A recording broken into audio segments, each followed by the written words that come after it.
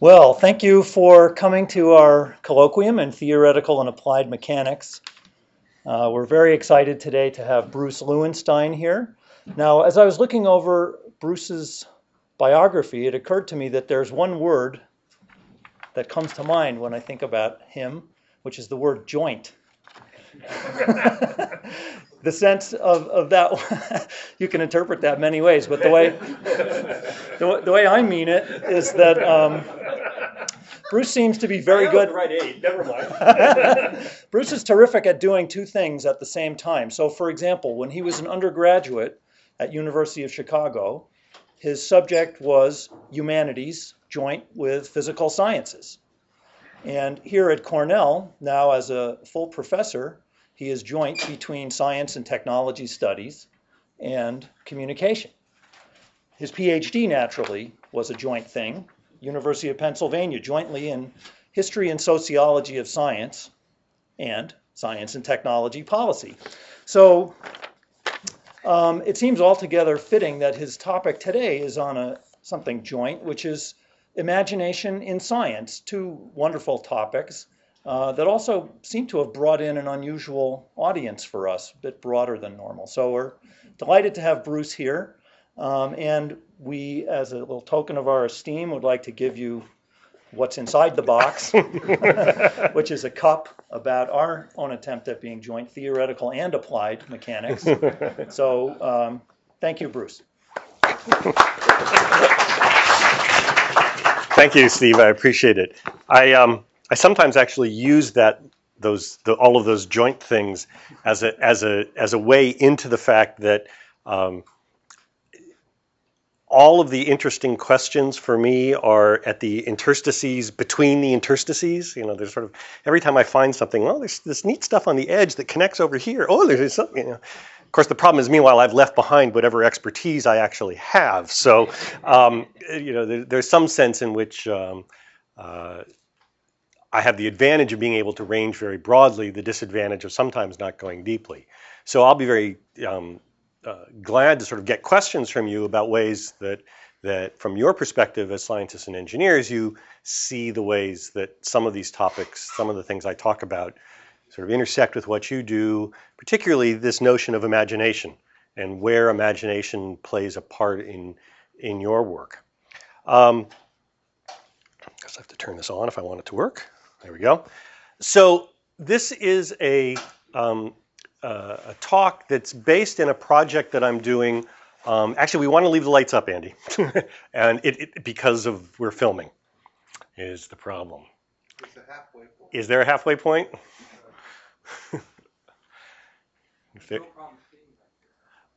Yeah, I mean, most of the, yeah, no, that makes it worse. That makes it worse. Now it's worse. Should I just give up? Yeah, that's not going to work. Yeah. Yeah, there we go. That works. Perfect. Yeah, thanks. Yeah, no, we actually spent time playing with this in advance. So I'm working on a project about the history of science books in the years after World War II. And it's a time when we sort of say, well, what role do books play? Why would we even bother? I mean, it is, after all, history, stuff that's past. But it turns out to be kind of interesting because if we look and we say, you know, why would we even bother to look? Well, first off, partly as with all academic topics, it was because somebody asked me to. There's a 5-volume history of the book in America that's being produced by supported by the National Endowment for the Humanities. I was asked for the 5th volume, post-World War II. Did they need to include science in that? And went to look and said, well, yeah, it turns out maybe it would make sense to put it in there. And part of the thing that makes it interesting is that, in a sense, it's counterintuitive, right? So if I ask most of you, you know, are books important? The first reaction would probably be, well, no. If in terms of science, if it's not in a journal, it's not real science, right? And yet, as I walked into this building, as you walk in immediately to your left is a display case showing books produced by people in this department. right? Books, it turns out, continue to play a very important role in science in a variety of ways. And a deep project, sort of the full project looking at it, turns out to be useful as a way of looking both at science itself and the history of science itself, but also about issues of how science and the broader culture intersect and interact and produce each other. Now, some of the ways that science books play a role in science. First, there's the daily life of science, right? So it turns out that there is primary literature. There are conference proceedings in some fields. In fact, conference proceedings are effectively the same thing as journals. Computer sciences these days, that's how you publish. There are also Festschrifts, which sometimes, so celebrations of someone's career, which sometimes turn out to be crucial. Best example of this is in the early 1960s, just at the time that continental drift was re-emerging and strengthening, and a geophysicist from Princeton named Harry Hess began to see that all the evidence was fitting together, and this idea of continental drift really might work, but he couldn't really prove it. And so he wrote a paper in which he said, I can't prove this. This idea that I can't prove, I'm going to call it geopoetry. I'm going to put this together. Having said that, he then couldn't get it published anywhere. And so he ended up putting it into a Festschrift for one of his old professors. And so one of these key articles, the one that sort of inspired people to put all the pieces together, appears in a Festschrift. And there are other kinds of examples. Obviously, in terms of the secondary literature, if I say CRC handbook, how many hands go up? And there's an age distribution notice in that in those hands that went up, right?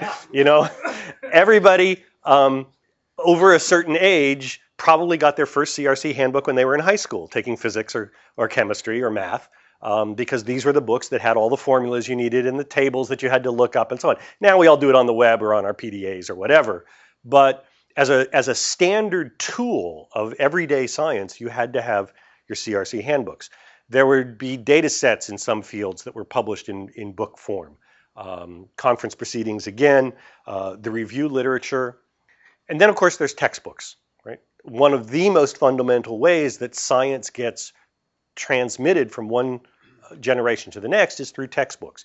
And there are some key aspects of how textbooks are organized that change the way people look at the field. In physics, for example, if I say Halliday and Resnick, how many hands go up? And if I say Sears and Zemansky, it's the other half of the room, right? Between those two textbooks, those introductory physics textbooks, almost everybody in this room used one of those two at some time. Those two books, in their original versions, were written by engineering professors for engineering students in the late 50s, early 60s. Well, roughly, basically, we'll say the 50s. Quantum mechanics was almost literally tacked on to the end of those books. The worldview that those books presented as the most popular books in the second half of the 20th century was very much a 19th century view of what the world is like. Now, there's obviously good pedagogical reasons why that happens, but if you think about all the people who took only 1 year of physics, the view of physics that they have, this quantum stuff is really still very weird. It's we never really even got there, probably. In this room, it still is considered weird. Oh, okay. Well, I didn't want to make assumptions. There's some top administrators here. But you think about that, how that goes. Chemistry books. Some of you may actually have known Cienko and Plain, who were chemistry professors here at Cornell, who wrote a very famous textbook. It was published in when was Cienko and Plain? 57, I think, something around there, which restructured how people approach chemistry and how people think about the relationships between chemistry.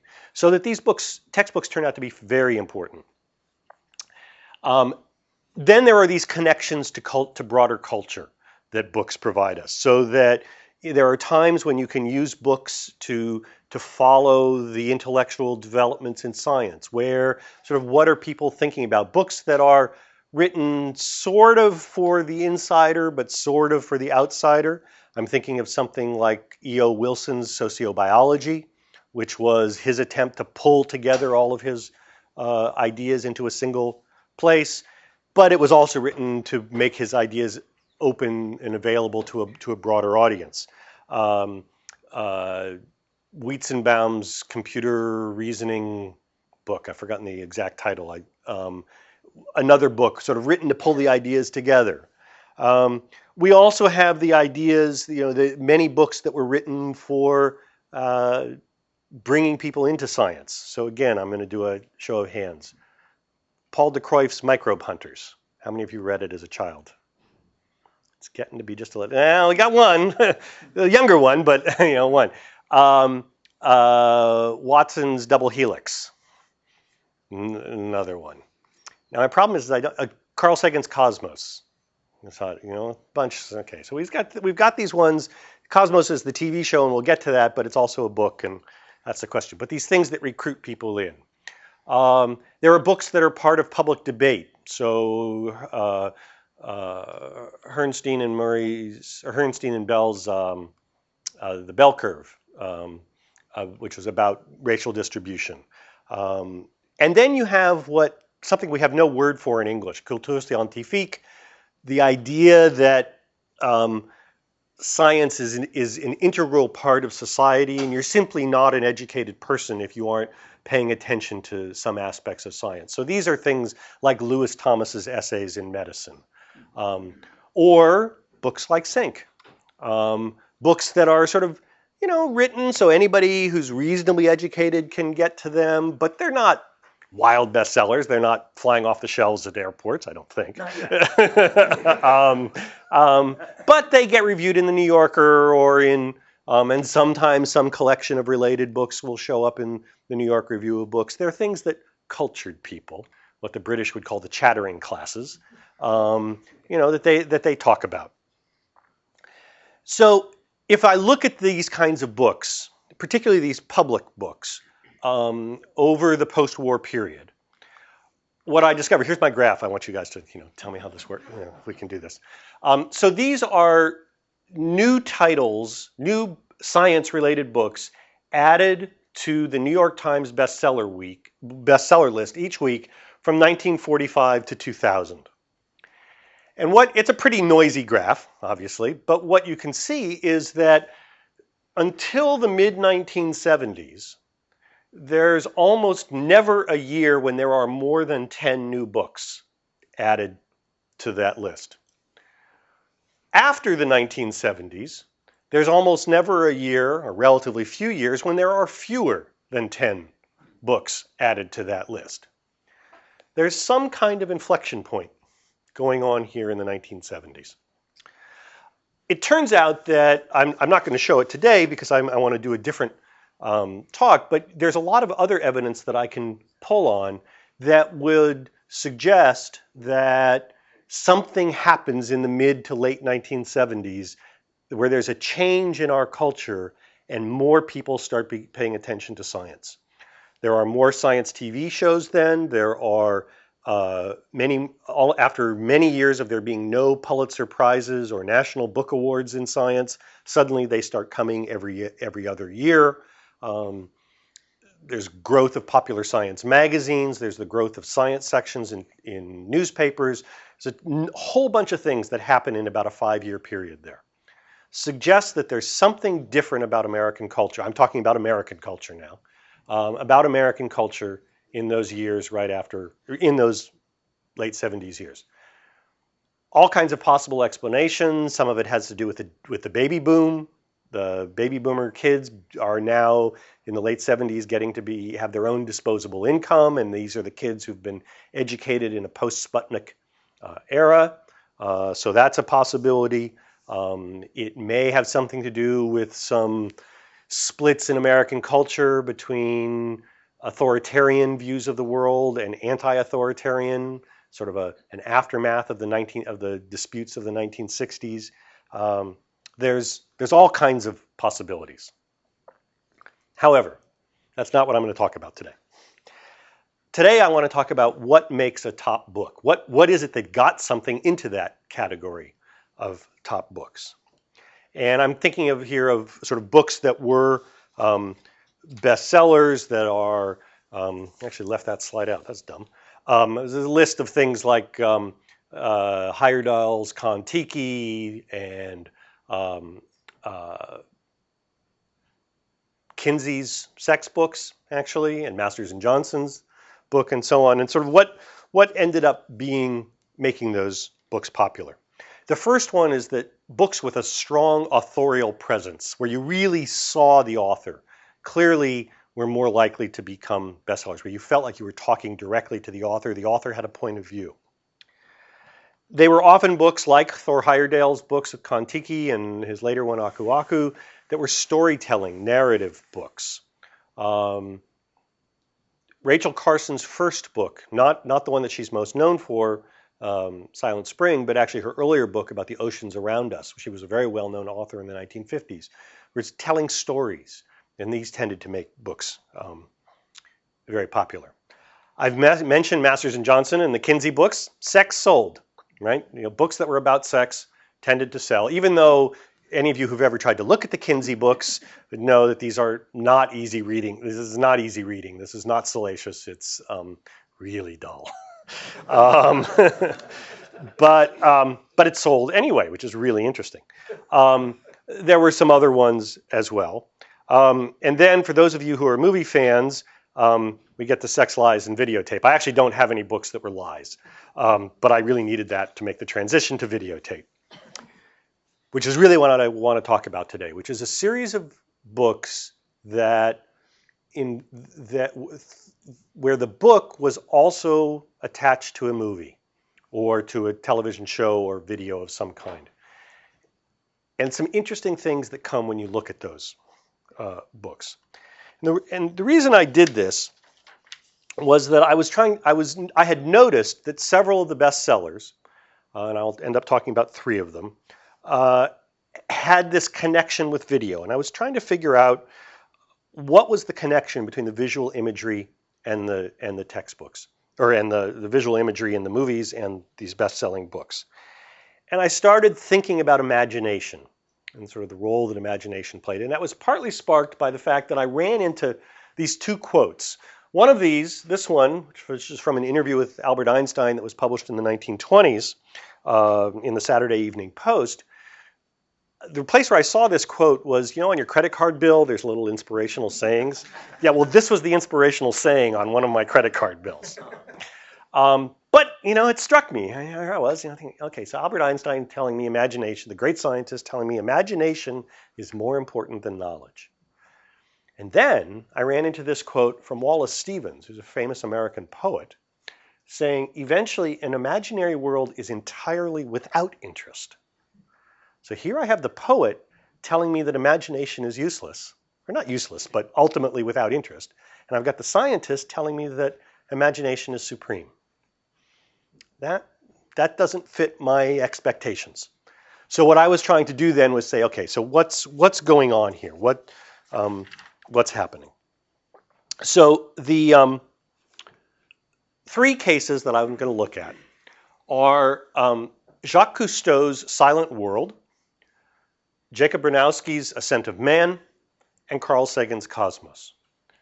Silent World appeared as a movie in, I'll tell you each of these as we get to them. Let me just ask, how many of you have seen the movie Silent World? Our professional videographer? Oh, we got one other one, okay. Bronowski's Ascent of Man. How many of you saw it originally when it was on TV? How many of you have seen it later? A few, okay. Carl Sagan's Cosmos, originally when it appeared, and later? More, okay. How many of you saw clips of one of these in a schoolroom someplace as a teacher showed it? A lot of you, right? So these ones got pulled out as schools. Well, each one of them is associated with a best-selling book as well. And each one of them has some really interesting things to say about imagination. So let's talk first about Jacques Cousteau.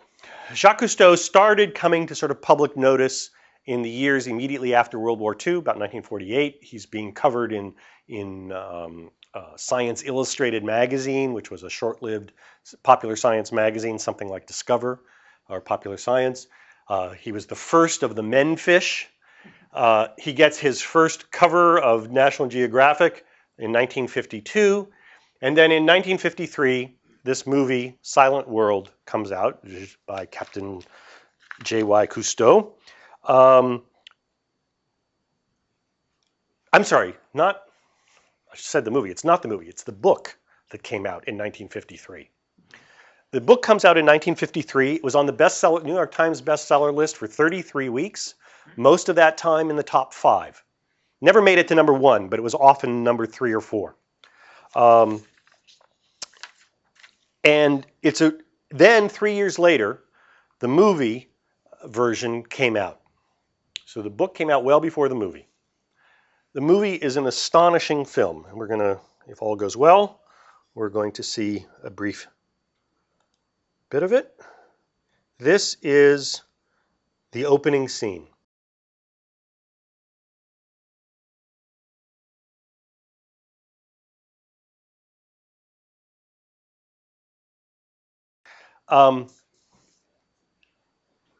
What's your reaction to the film? Well, somebody's helping. Slow moving. Very slow moving. Photography is beautiful. Photography is amazing. If you just keep watching it, it's hard to believe it was shot more than 50 years ago, right? Those of you who, if you go to an IMAX and see an underwater film today, it's got imagery that's sort of at the same. It's not that much more dramatic. It's astonishing. Notice the silence of that long opening scene, right? It's the silent world. You're down there, all you hear are your bubbles. Any of you who's done any scuba diving, know what that feels like. I've only recently been able to get hold of a copy that I can show. I saw the movie some years ago, but it's actually very hard. I'm even a little uncertain about the legality of that movie of that clip that I've just shown you, because it's hard to get a copy. It hasn't been released in formal ways. But I was able to get a legal copy from the Cousteau Society some years ago to watch, but with the explicit proviso that copy was not to be shown in public, was not to be shown to anybody. I couldn't copy it, and so on. So if you're in that situation where you have to take notes, the things that strike you about the movie, the way that it's a narrative, right? He introduced us to the ship, and it goes on telling us about the pieces of the ship. It's an expedition. There's a lot about life on board the ship. There are scenes of them eating and sleeping and so on. There's a lot about going to exotic places and things like that. Lots of references to the danger of narcosis, diving narcosis. Actually, one of those people, I think it was Falco, ended up dying shortly after some years after just after the movie was completed in a diving accident. There's also lots of shots that today we would hate to see, of sort of gruesome shark feedings and things like that. There's lots of both language and imagery just lots of imagery. And even the language is very evocative language. So there are talks of cameras flashing in the darkness of the deep, weird colonies, the universal blue he talks about, the warmer colors as they go deeper, nightmare shapes. And then there are long stretches of the movie that are just silent, or all you'd have is just the underwater scenery. What's interesting from our point of view for today is there's an anti-imagination about it. It's about showing you exactly what it's like underwater. So you get those bubbles and the flames, right? That's really what's happening down there.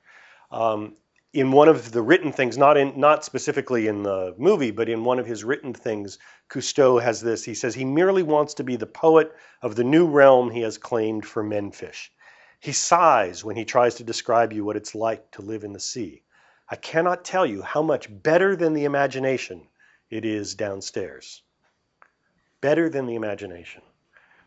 There's a reality to it, a sort of a tactile completeness to it.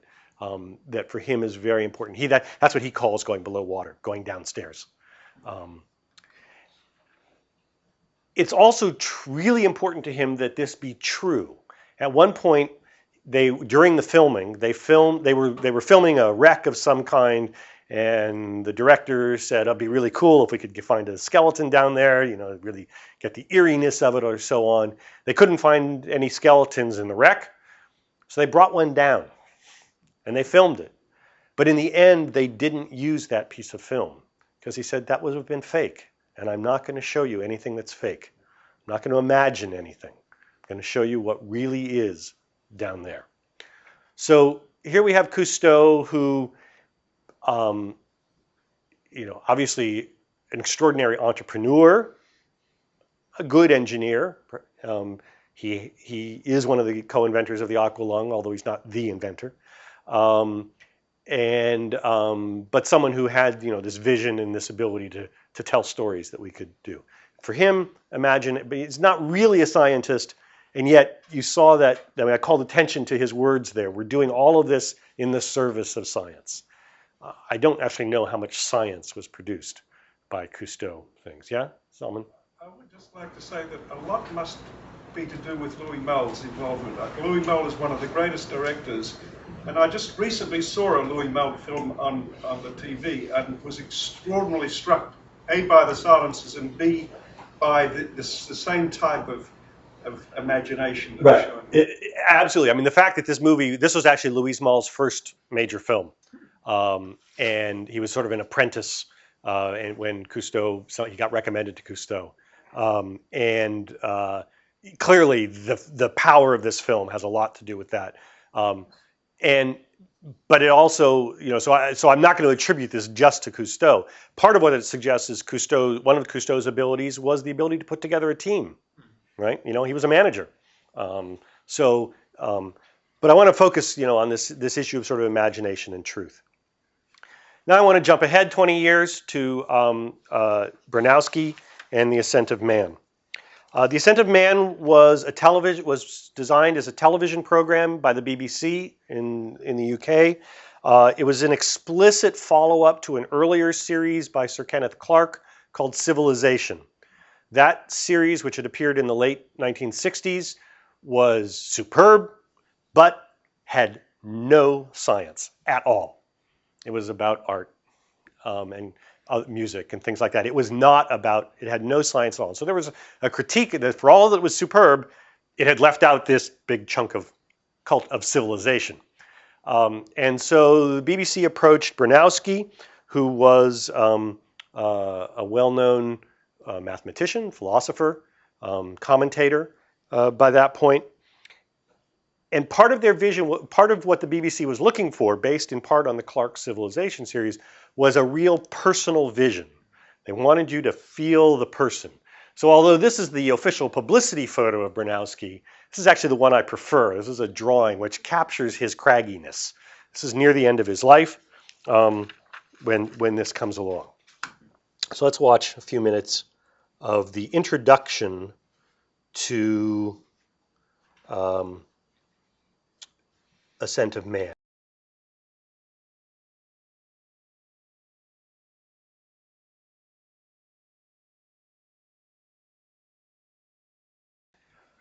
For Bronowski, as you saw, sort of, I call it science triumphant. It's about science and scientific research and scientific ideas being the pinnacle of human evolution.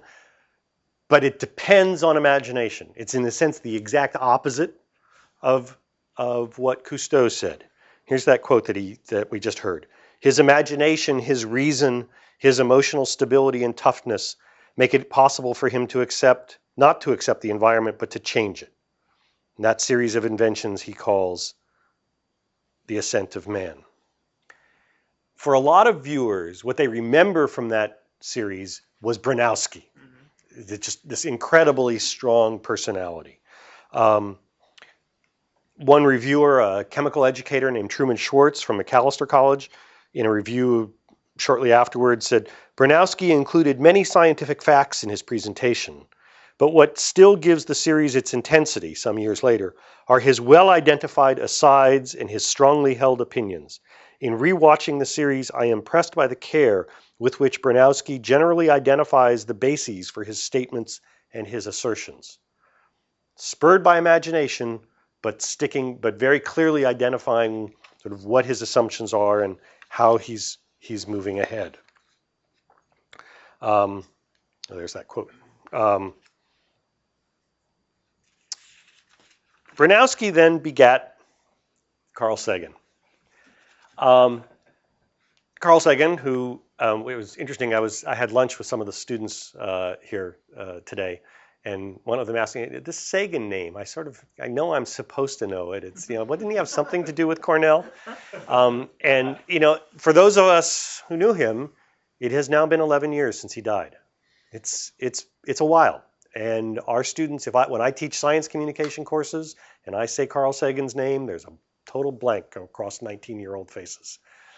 He does not have a presence for younger. So, as many of the people in this room know, he was an astronomer, came to Cornell in the late 1960s, explored planetary atmospheres as spacecraft went out through the solar system, and also wrote some of those, part of that bump in popular science in the late 1970s. His book, Dragons of Eden, which won the Pulitzer Prize in 1978, is one of the major markers. It's the first of those new books that sort of mark that rise. Well, after Ascent of Man, which was successful both in the U.S. and both in the UK and then in the U.S., PBS decided that Public Broadcasting Service here decided it wanted to do something similar, and by this point Sagan was becoming well known, and they turned to him with the idea of creating what became Cosmos. The producer for Cosmos, named Adrian Malone, was the producer for Ascent of Man. So there's a very direct lineage here of what led to the show being produced, and in fact the major producer. There's a difference in the relationship to the books. The book Ascent of Man is literally just the scripts of the shows. But the book Cosmos, although tied to the show and covering the same material in each chapter, is separately written. Sagan wrote a separate book in addition to the scripts to go with it.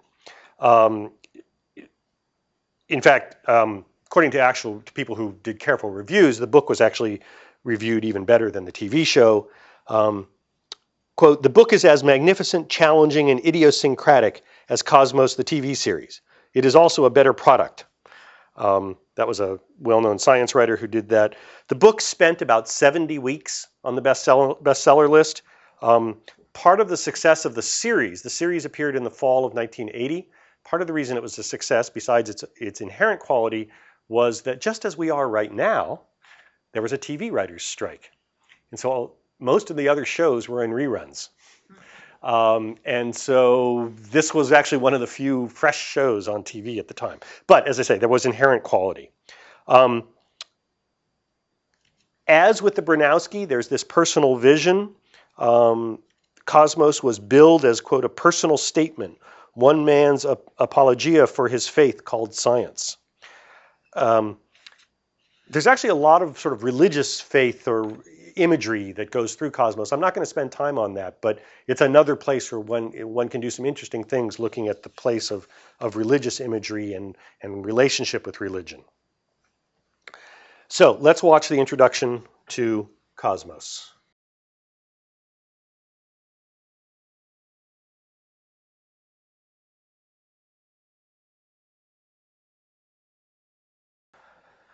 So I'm sure you all saw the reference to imagination there.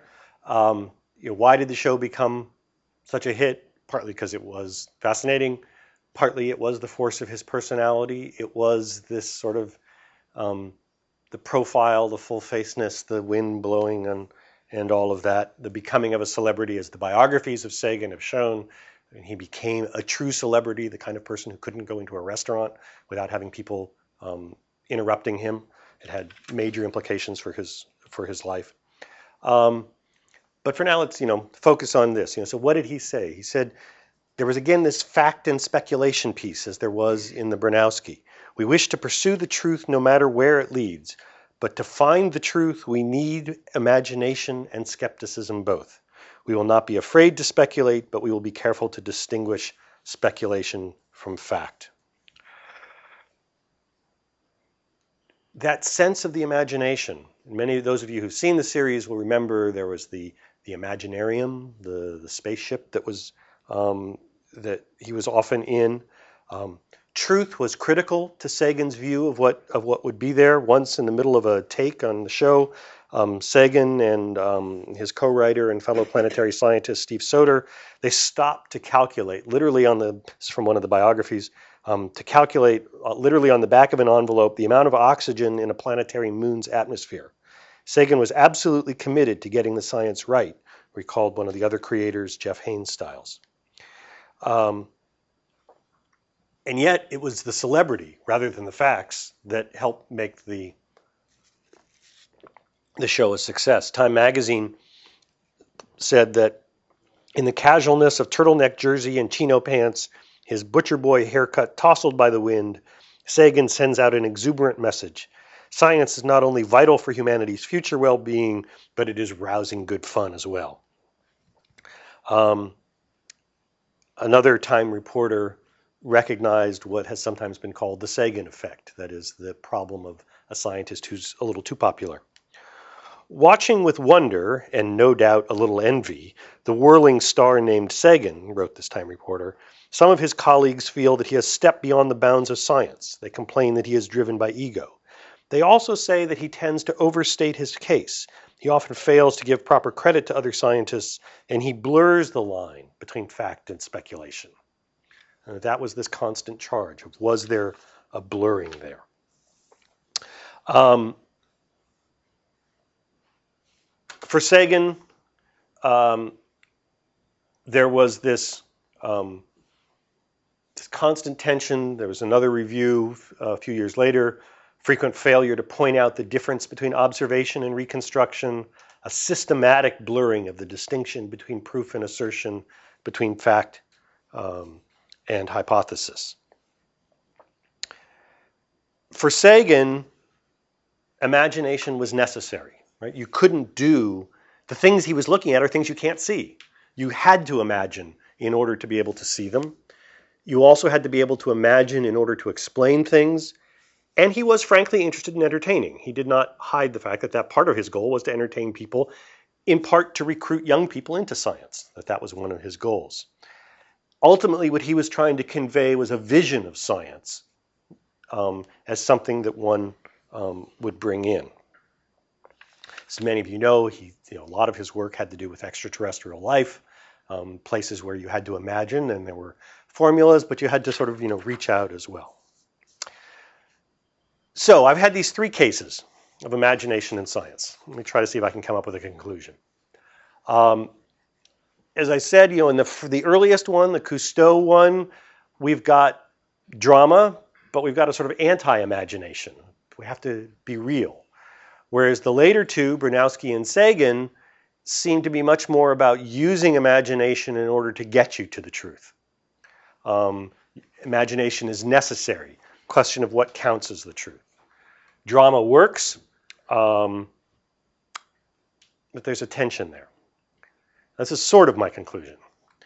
Because now we get to the post-conclusion, right? 2 weeks ago or 3 weeks ago, whatever it was, Al Gore shared in the Nobel Peace Prize for his role in popularizing issues of global climate change. If you read the Nobel Peace Prize citation to him, he's for a long time been one of the world's leading environmentalist politicians. His strong commitment reflected in his political activity, his lectures, films, and books. As far as I know, this is the first Nobel Prize for science communication, which makes me feel good. There's hope for someone in my field, though he's better at it than I am. But there is this same, I haven't gone back yet to relook at Inconvenient Truth, the movie and the associated book, to see sort of what they do. There is this inspirational aspect to it, so that the company that produced it, if you go to their website, they produce a number of other movies, some of which are sort of blockbuster Hollywood hits. They believe in the power of media to create social change. Their goal is to deliver compelling entertainment that will inspire audiences to get involved in the issues that affect us all. It's this inspirational element to what they're doing. Does it fit that model of sort of imagination and truth in tension? There is the question, I ask, well, is there drama? Well, some of you may remember Al Gore's speech at the 1996 Democratic Convention during the height of the Macarena craze, when he said, I can do the Macarena. Want to see me do it? Want to see me do it again? Imagination, I don't know. I'm going to have to go back and look. But I think, again, there's probably this, I'm going to guess that there's this tension between imagination and truth. So clearly here at Cornell, we have people who can imagine strange things, like pumpkins on the top of the clock tower. So I'll stop there. Thank you very much.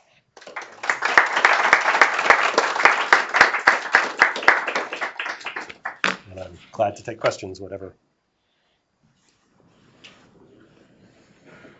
Well, it seems to me that Cousteau is just saying those words, but he can't stop people from imagining lots of things, such as whether those divers are going to get eaten up by something, for instance. We know they didn't, because otherwise we wouldn't get the film back. But it's equally dramatic that way, right? Mm-hmm. And so I just think him saying that is in many ways irrelevant to the impact of the movie. Mm-hmm. And of course, for many of us, there are those of us who are scuba divers who have seen it, but for anyone who isn't, you don't get to go down and see that stuff, and so you do have to imagine it through his imagery. So yeah, there's a clear tension between what he's saying and what's actually happening. Do you feel like the contribution of the imagination from these two is part of your graph in the somewhat, because but otherwise it's just this dry, dull science that no one knows and understands or cares about, and then suddenly it's the imagination. And is it a way to reel people in? Anyway. I think in Sagan's case it probably is. I'm not sure, but I think that sort of ability to imagine and to project his imagination so other people, and there are obviously people here who knew him well and could probably speak to that, but that's part of the appeal. Bronowski, I'm not as sure. Bronowski there's much less imagination. I mean, he refers to imagination, but there's less of it, I think, in the show than there is in Sagan. In terms of the timing of it, this is the danger of having only 3 data points, or 4 if I count Gore.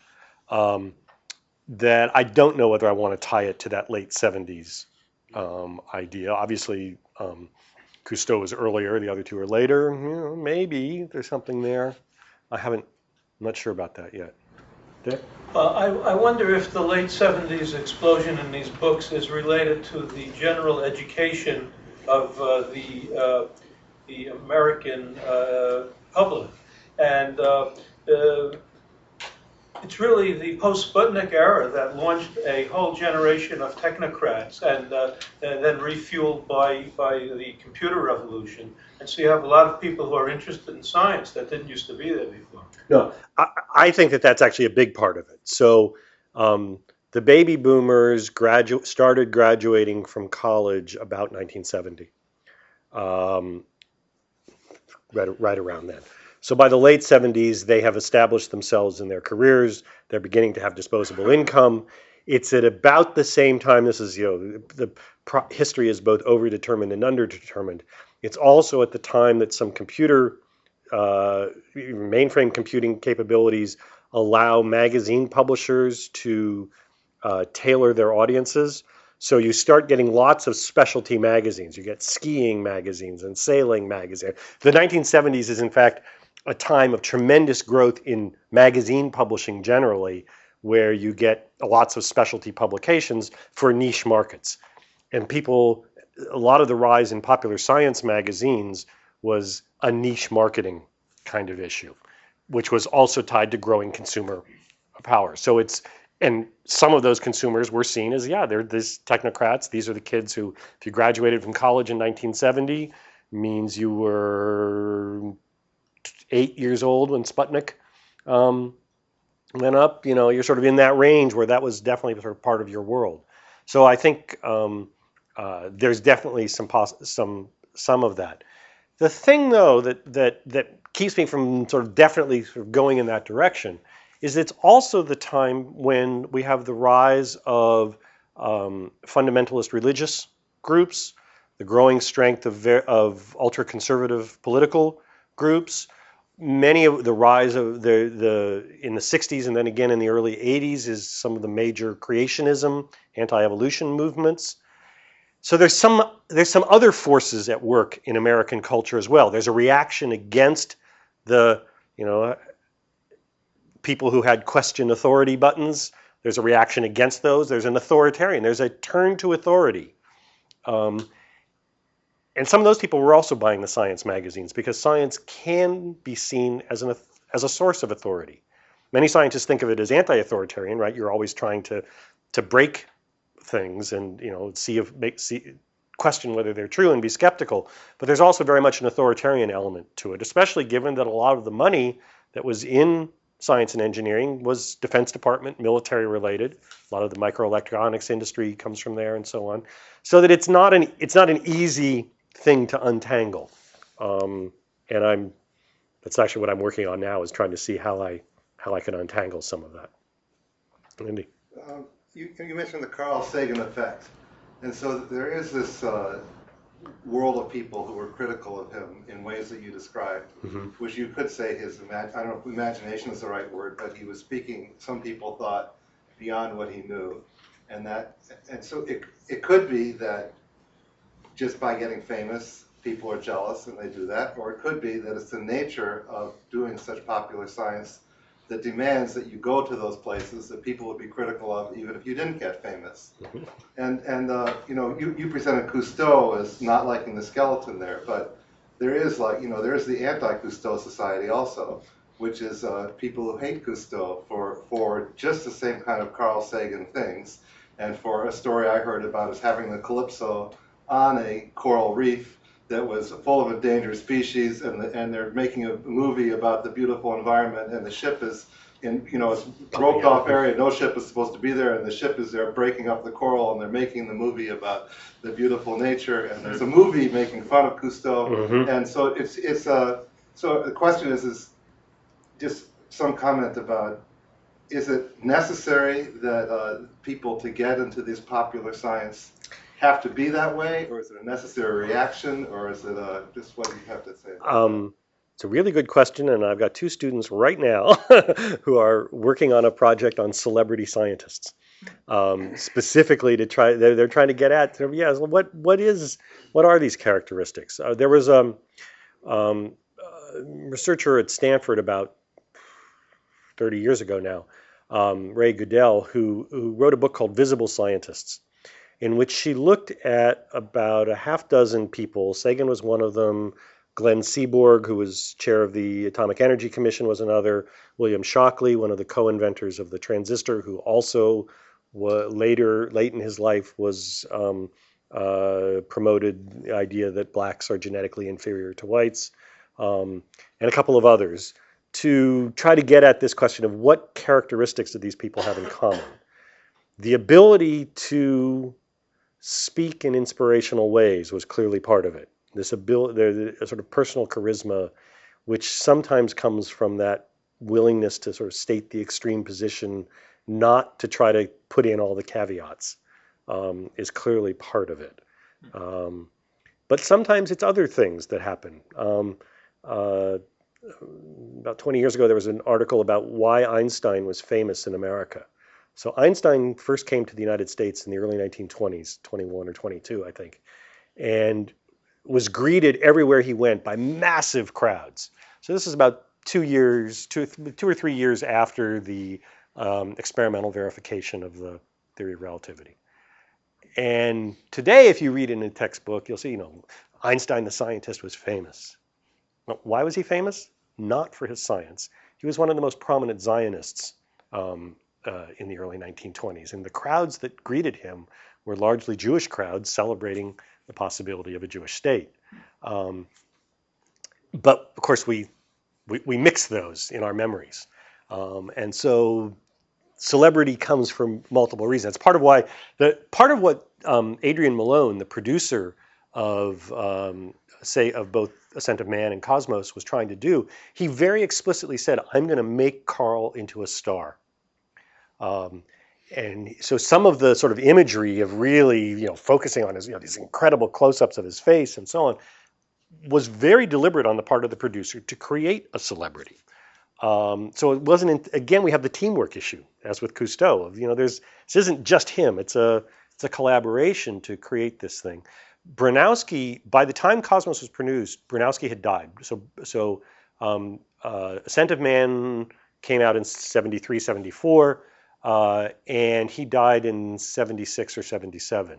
And and his widow said to, actually, I guess to Andrew Yen, be careful. I'm not sure they were actually married yet by that point, but in any case, said to her, be careful.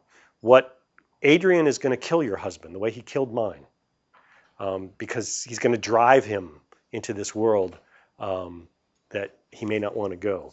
So that there's how much of it is him and how much of it is the other forces that are creating celebrity is unclear. Did Bronowski get that Sagan effect stuff also?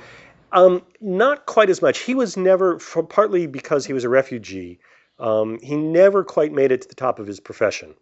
He was known, he was like a mathematical biologist or something like that. Does anybody remember? I keep forgetting to go back and double check. Basically, he was an applied mathematician, actually. I guess. He never fit very well. He never fit very well He was anywhere. maybe the top mathematician in his class at Cambridge, wasn't he? Senior I wrangler? think he might have been, yeah. He was way up there, but he was interested in such diverse things that he couldn't fit. Yeah, he just didn't So fit. he was at the Salk Institute, which encouraged diverse things, but he had a problem of being an interdisciplinary guy at a time when that wasn't fashionable. Yeah. So I don't think I think in his case it might have been the other way around, that he turned to celebrity as a way of expressing himself in ways that he couldn't do in his science. And there's some evidence that that's actually a common pattern among popularizers, that some popularizers turn to popularizing as a way of, sociological term is, enrolling allies that may then bring resources back into various kinds of resources, intellectual material, and so on, back into their science. How many of you use imagination in your work?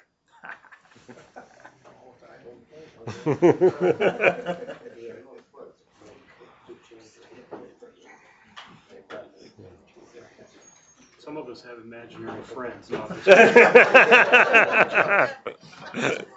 Great. All right. Thank you.